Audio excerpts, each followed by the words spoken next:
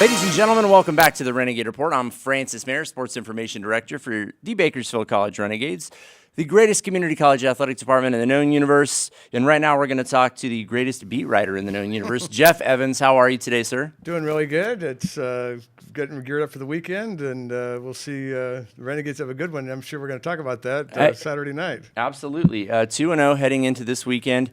And, Jeff, we're a long ways away from where we were last season. We have a quarterback situation that seems a lot firmer. We have some great weapons on offense in Derek Vickers, who's been putting on a clinic in how to score touchdowns.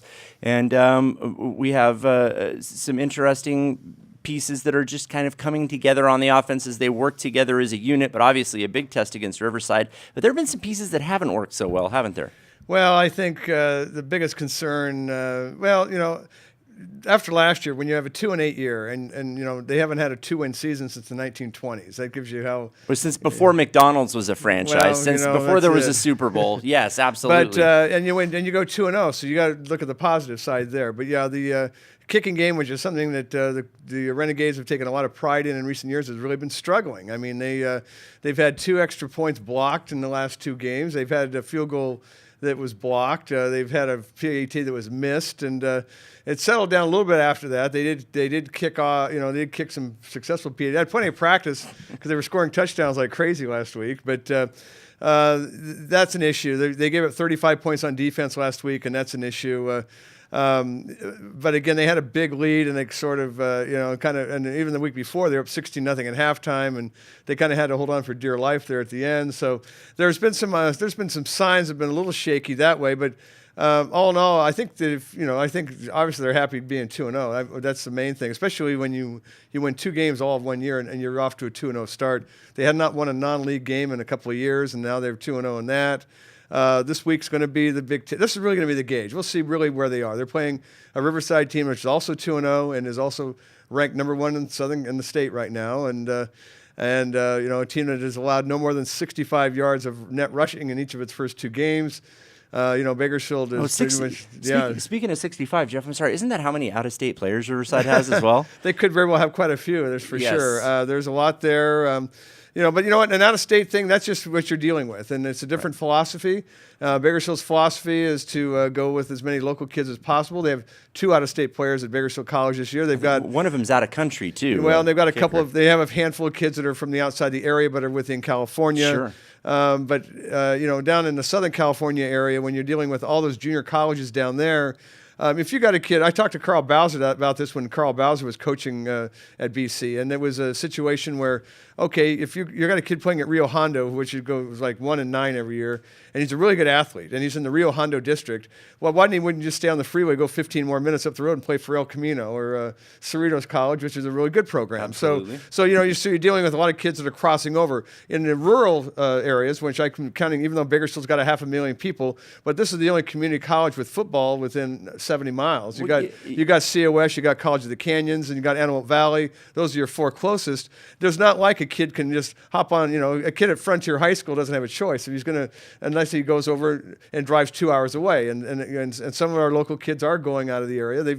We've got 2 Stockdale kids playing at Canyons. You've got some Bakersfield Christian kids playing at Ventura, and those kids opted not to play at Bakersfield College. But it's not like they can just hop on the freeway and go 10 minutes away. This is something you're going to have to get lodging, and they're going to have to deal with, probably, one of the daddies is probably pretty wealthy for one of these kids, and they're putting the kids up in an apartment, and, these type of things. You ever notice, Jeff, too, that dads aren't wealthy, but it's the daddy that's got the money? Well, I don't know.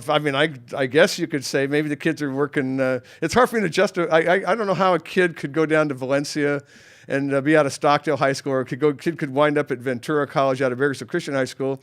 And if daddy or mommy aren't helping, or grandpa's not helping pick up the tab for an apartment or, living expenses, I don't think these kids are going to be able to hack it when they're trying to be a full-time student, play football, and work, at Starbucks, minimum wage. I just don't, if they can do it, then my hat's off to them, and the kids are really, really good responsibility. And I have a hunch that there's some wealthy daddies that are helping spring forward. And you know what? God bless them. But they have every right to do that. You know what? Sure. That's what they want. not. They don't want to say they have their kids here for whatever reason. They have their own reasons for that, and that's their prerogative. And of course, in the Bakersfield College perspective is, hey, we're going to go with the kids that we've got, and they've got 85 kids, of which about 75 are probably from high schools in our area, and so for the first time this year, Bakersfield College has got some kids from the Ridgecrest area also.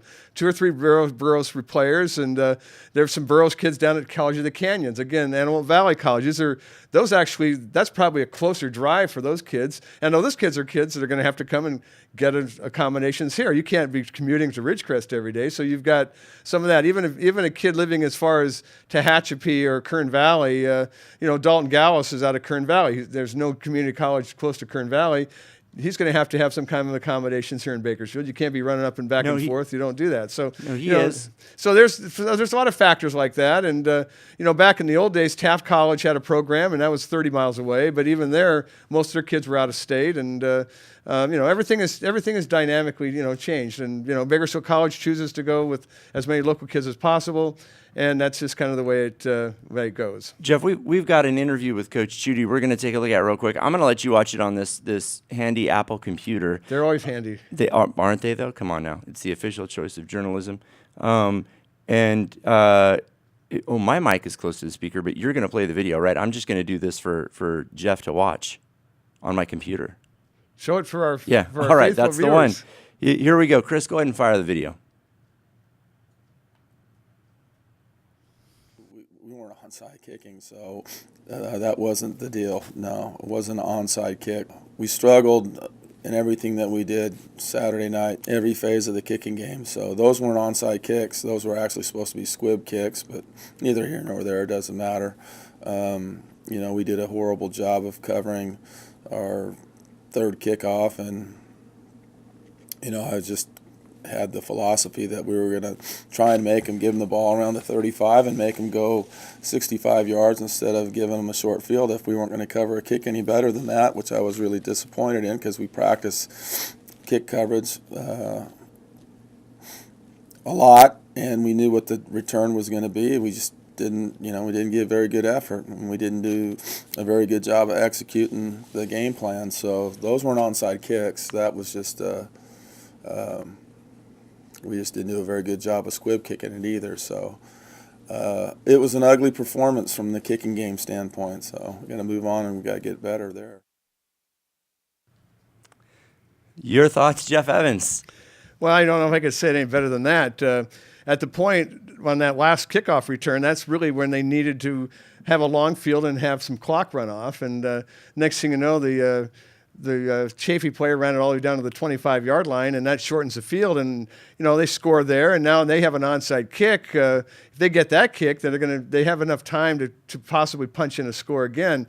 Again, at the time, Bakersfield had a pretty big lead. They wound up winning 45-35. So I think the bigger concern was the week before when Hancock was closed within 3 points, made it 22-19, and then they made an onside kick, and the next thing you know, Bakersfield recovered it and ran the clock out. But a recovery there, and then could be again, you hate to see a game given away, and that's it didn't happen. They're 2-0, and then and everything else. But also in not closing opponents out, and Coach Chudy talked about this in our interview also. You are missing an opportunity to get guys in, to get live exposure, and given the nature of the college game, given the nature of football, unfortunately, injuries almost an inevitability at this point. And you have a guy who isn't starting at the beginning of the season. He's going to find himself in a critical position at some point, possibly soon. And if we aren't putting away these games sooner, they're not getting reps when they could use them in a low leverage situation. That's absolutely right. And that's part of the reason why Coach Chudy was maybe not as happy as he could have been after the first 2 wins of the season. Well, and it's not his job to be a cheerleader, right? Well, and there's a gap in the talent, and the one thing, if you're only up by even 3 scores, you put some guys in, and if they give up something quick, and then all of a sudden you've got momentum going the other direction, and then you've got a team that's closed the gap where things can happen. Any kind of a turnover.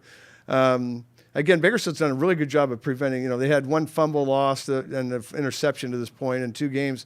And they've had a lot more takeaways.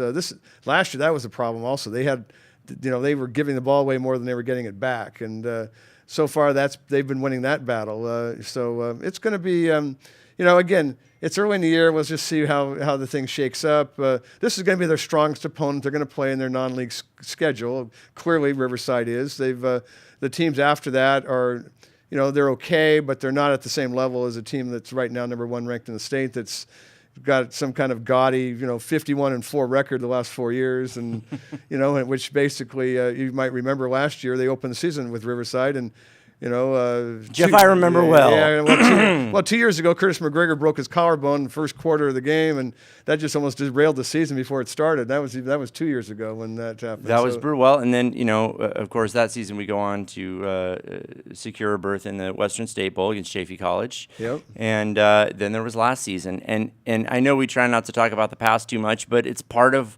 the greatness of Bakersfield College. I mean, it's part of the legacy, the length of the tradition is part of what we do. But sometimes you don't want to look too far back, right? Well, you got to use the past to motivate you for the future, I guess the best way to look at it. And if that 2-win season last year means that they came out and gave a little bit more of a purpose this year, and that translates into a winning season, well, you know what, maybe you got to look at it that way. And if they go 2-8 one year and then they go out and just lay an egg the next year, then that's not very good either. So far they are not on a pace to do that. Right, and we are seeing performance in some of the other sports that aren't football, although I know that you and I, we love the game and love to talk about it. Women's golf has made big strides this season. Brandy Bourgeon turning on an 84 to lead BC last week at the Santa Barbara Invitational. And the women's golf team has shown improvement over last season, and they have 4, and that's very good for them and very good for Coach Brittany Goring. And you remember her when she was an amateur, of course, very Yes. good golf player.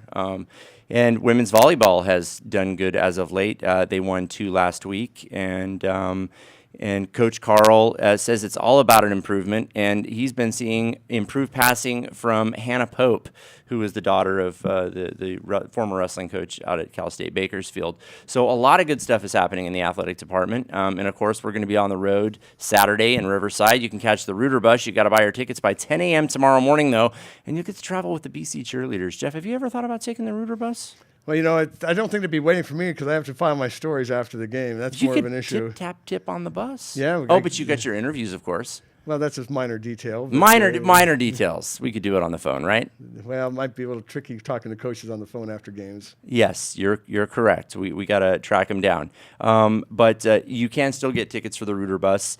395-4266, $25 a piece, and that doesn't include your game ticket, but you can leave the driving to the experts at Orange Belt Stages, and what a benefit that is.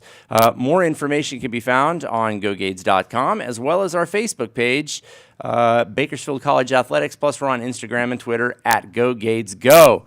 For the entire Bakersfield College athletic team, including Sandy Taylor, our athletic director, Sonia Christian, our president, and Keith Ford, our Associate Athletic Director. I'm Francis Mayer, and we'll see you next week.